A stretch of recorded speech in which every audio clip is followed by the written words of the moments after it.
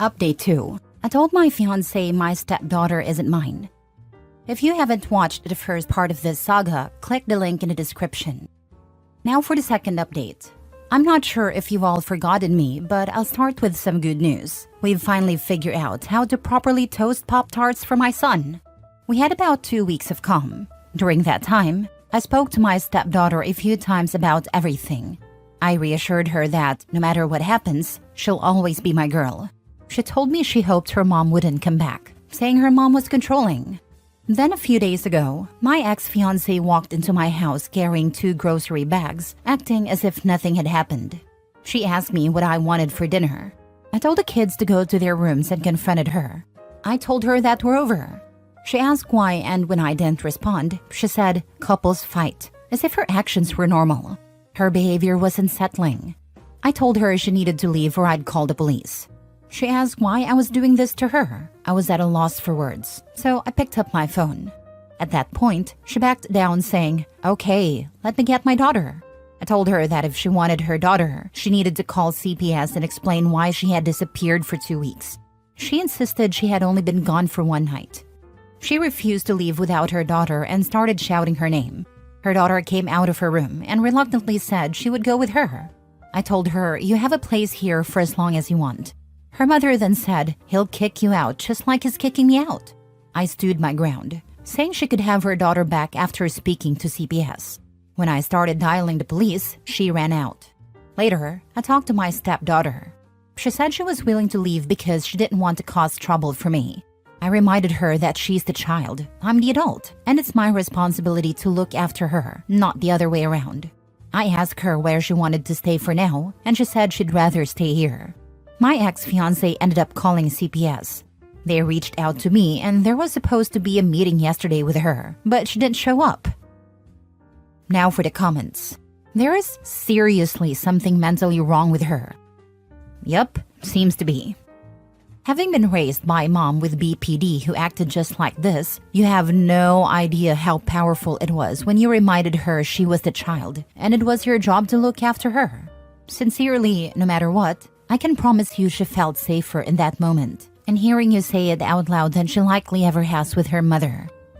Oh yeah, she wants her daughter so badly with her that she missed a CPS meeting. Hope your stepdaughter can stay with you. Doesn't this reflect badly on her for further dealings? Like deeming her an unfit parent and taking custody of her daughter? OP is her fiancé. If custody is given, it would go to the next of kin, the stepdaughter's father. Unless the father feels his daughter is much safer and happier with OP than with him, then OP can fight for custody. I'm not sure about the legalities of custody matters. See a lawyer about getting custody of your stepdaughter. If you get the biological father on your side, you might have a better chance. Tell your stepdaughter not to take any phone calls from her mom. She should text only and screenshot everything. The ex may end up saying something to the daughter that you can use to get custody. Also, change the locks. Next story. Am I the a-hole for breaking down after my girlfriend suggested an open relationship? I, 34 male, am 5'3" and have always been self-conscious about my height. I'm aware that it holds me back in the dating market to some extent. I've worked hard my entire life to prove myself and now have a successful career, making more than enough to live comfortably. I've been dating my girlfriend, 26 female, for 2 years. She's stunning, charismatic, and confident. Everything I've always wanted in a partner but never thought I'd actually have. Early on, I asked her what she saw in me, and her response was vague but sweet. Something about how I'm kind and stable. It was enough for me to believe this was real. Recently, she suggested we try an open relationship. She said she wanted to explore freedom while staying committed emotionally. It hit me like a truck. I asked if she wasn't happy with me or if that wasn't enough. She laughed nervously and said it wasn't about me, just that she feels too young to lock herself down. I tried to hold it together, but I couldn't. I started crying, which I never do, especially in front of her. I told her that it felt like I was just a placeholder, that maybe she was using me for financial security while looking for someone better. She looked shocked and said I was overreacting and being dramatic. That it wasn't about replacing me, just adding more to our dynamic. At that point, I told her if she wanted to explore, she could do it, but not while in a relationship with me. She looked stunned and started to argue, but I told her I needed space and asked her to leave.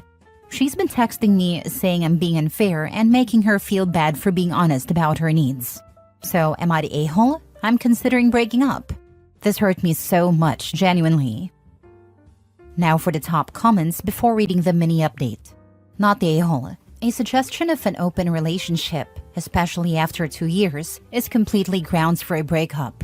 Either she has someone in mind already, or she's wanting to window shop for more options in the future. I'm so sorry, Opie. That would absolutely break me as well. The fact that she started to argue and victimize herself is also very telling. She's trying to make you seem like the bad guy for holding her back. If she wants an open relationship so bad out of the blue after a 2-year relationship, she can find someone who wants an open relationship. I guess you're right, there's someone else, or she wants to search. This open relationship can't work, especially not in Opie's favor. Not the a-hole. She's basically asking your permission to cheat and not have to give up any perks of the relationship. Most of us would have felt exactly how you're feeling. Let her go. It's better to be single on your own than alone in a shell of your relationship. This is exactly what people are doing nowadays, using open relationships as covers for cheating. The only ones who open it on their side, though, and get upset when a person who didn't want to open the relationship ends up relenting and starts dating outside the relationship as well. The person who wanted the open relationship didn't specify they only wanted it on their side. My ex opened the relationship without bothering to tell me, at least if you believe her. She wasn't cheating. We were just supposed to live together, married, while doing whatever we wanted otherwise. She even suggested that when she was caught. To no one's surprise, she got super mad when I started dating around months after I kicked her out and started the divorce. She meant exactly what you're saying. An open relationship where she got to do whatever she wanted while I provided money, took care of the kids all night, cleaned the house, did the laundry after work, and lived like a monk. And that's what OP's now ex is suggesting too. She doesn't want to be locked down. She wants the stability. She wants the stability he provides, while looking around for someone else to latch onto for the next round. Update. I broke up with her over text. She was really mad and called me crying, but I was 100% sure, so I broke up with her regardless. Next story.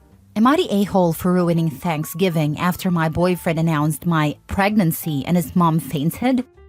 So I, 20 female, went to my boyfriend's Jake, 22 male, family's Thanksgiving dinner last week. We'd been dating for a year and this was my first time meeting the whole squad, so I was already kind of nervous. Before we left, Jake joked about how his family was super traditional and said I should be ready for some old-fashioned vibes. I just laughed it off. Dinner starts and everything's fine, until Jake suddenly goes, "Hey everyone, we have big news." I'm sitting there like, what big news? Then he grins at me and says, "Tell them, babe." I'm panicking, so I just sit there confused, and his mom is already emotional, asking if we're engaged or something. Then Jake drops, "She's pregnant." Y'all, I am not pregnant. I immediately start denying it, but Jake's cracking up saying it's just a joke, and telling me to play along. His family is laughing. His mom legit faints. His dad starts yelling, and his grandma's praying under her breath. I'm mortified. I stand up and go, "Actually, the real joke is Jake thinking I'd stay with someone who'd pull this." And I walked out. Jake's been blowing up my phone, saying I embarrassed him and ruined Thanksgiving. His family's apparently mad at me for causing drama, but like, I didn't announce a fake pregnancy and traumatize his mom? Am I the a-hole for walking out and leaving him to deal with the mess? Not the a-hole. Your now probably ex-boyfriend thinks that putting you on the spot with no warning in front of his family is totally okay. Nope. OP, good job on that. Yeah, like he put her in an impossible position for his own amusement that expected her to clean up the mess. He's lucky she didn't go off on him right then and there. Bro really thought the fake pregnancy announcement to his whole traditional family was going to be peak comedy. Not the a-hole. Let him deal with the mess he made. Finally, people who agree. Anyone who isn't a complete moron should agree with you. It's insane and one would think this is reasonable behavior from him. Like, maybe if they're that type of family and you both planned a joke, it could land. but not including you in the joke makes you the joke, and that's really crappy of him. Next story. Am I the a-hole for breaking off my engagement with my fiancé because of his creepy comments toward my 14-year-old sister? I, 20 female, am in a tough situation, and I'm not sure if I'm overreacting, so I need some outside perspectives. I've been with my fiancé Charles, 35 male, for about 2 years, and everything seemed fine until recently. A few weeks ago, my 14-year-old sister, Amy, came to stay with us for a few days while our parents were out of town. During her stay, I started noticing some really unsettling things. At first, I thought I was imagining it, but Charles started making comments that made me feel incredibly uncomfortable. He would call her so hot and say things like, "You're going to turn heads when you're older and you've got such a body on you already." The worst part was when he said, "I'd be jealous if I were your boyfriend. Every guy will be looking at you soon." I tried to ignore it at first, but it kept happening and I began to feel sick to my stomach. Then one evening, I overheard him telling a friend on the phone, "Amy's got that look now. It's like she's starting to bloom." It was honestly one of the creepiest things I've ever heard. I felt like I was losing my mind, and I just knew I couldn't stay in that relationship anymore. I confronted him about his behavior and he immediately got defensive. He denied it and said I was being paranoid and that I should trust him. He insisted that he was just being nice and that I was overreacting. I didn't care.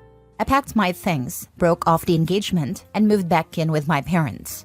Now my friends and some family members are telling me I overreacted. They say I should have talked it out with him first, but I don't see how that would have changed anything. So, am I the a-hole for breaking up with my fiancé because of his creepy comments toward my little sister? Now for the top comments. Drop the man and the friends defending him. That is red flag and fire behavior. He was grooming your sister. He's got huge pedo vibes. I would not want him around your sister, any future friends' kids, or your own. The age gap is too much. Your sister is not much younger than you are. To us older people, him being with you is just as sick as picturing him with your sister. Get out. Good job. I'd also look him up to see if he's on an offender list. I'd argue that with the age difference, he was grooming OP too. Freaking disgusting. OP did the right thing throwing away the whole relationship. Why are you surprised when you dated him as a teenager? You probably got too old for this creep. My parents convinced me it was okay because their situation was similar. Dad is in his 60s and mom is 40s. You're 15 years younger than him. He's not with you because you're mature for your age. That's the whole point. You're younger and easier to control. Once you get older, he'll leave for someone younger. That's the kind of man he is. Leave now before it's too late and before he gets a chance to hurt your sister. Last story. Am I the a-hole for cutting off my family after they didn't believe me about my cousin? I, 25 female, cut contact with my family when I turned 18, and I've been estranged from them ever since, until recently. Growing up, I was part of what everyone else thought was a loving, close-knit family. We had regular family dinners, holidays, and vacations together. But beneath that picture-perfect facade, something terrible was happening. When I was 13, my older cousin, then 21, started sexually assaulting me. At first, it was subtle. He would brush against me accidentally or linger too close when no one was paying attention. I didn't know how to process it at a time and tried to convince myself I was imagining things. But over time, his behavior escalated. He began cornering me during family gatherings, groping me, and making vulgar comments about my body. The breaking point came when he trapped me in a room during a family party, put his hand under my shorts, and touched me there. I froze, too scared to scream. He leaned in and whispered, "No one's going to believe you," before walking out like nothing had happened. For years, I carried the weight of that moment alone. I avoided him as much as I could, but he always found ways to isolate me. I felt dirty and powerless. At 16, I couldn't take it anymore and finally told my mom. I remember sitting on the edge of her bed, sobbing as I explained everything. I thought she'd protect me, but instead, she said, "You must have misunderstood him. He'd never do something like that. He's family." When my dad found out, he told me I was being dramatic. and warned me not to spread lies that could ruin lives. Their reaction crushed me. Desperate, I confided in my aunt, his mom, hoping someone would believe me. Instead, she screamed at me, accused me of trying to destroy her son's reputation, and told the rest of the family that I was lying. After that, everything changed. My siblings avoided me and other relatives stopped inviting me to things. I became the black sheep, the troublemaker. Meanwhile, my cousin acted like nothing happened, smirking at me during family events or brushing past me just to make me uncomfortable. I started skipping gatherings altogether, but that only made me look difficult in everyone else's eyes. When I turned 18, I packed my things and left. I went no contact with everyone, determined to start over. Therapy helped me process the trauma and the betrayal, and over time, I built a new life for myself. I went to college, started a career, and met my fiancé who knows everything and has been my biggest support system. For years, I didn't hear from my family. I assumed they didn't care. But a few months ago, after I announced my engagement, my parents reached out. My mom left a long voicemail saying she missed me and wanted to heal the family. My dad sent an email saying they regretted how things turned out and wanted to be part of my wedding. At first, I ignored them, but they kept reaching out, so I finally responded. I told them I'd only consider reconciling if they acknowledged what happened and apologized for not protecting me. My mom started crying, saying she was sorry for how things went, but refused to outright admit she'd failed me. My dad said, "We did the best we could at a time," which felt more like an excuse than an apology.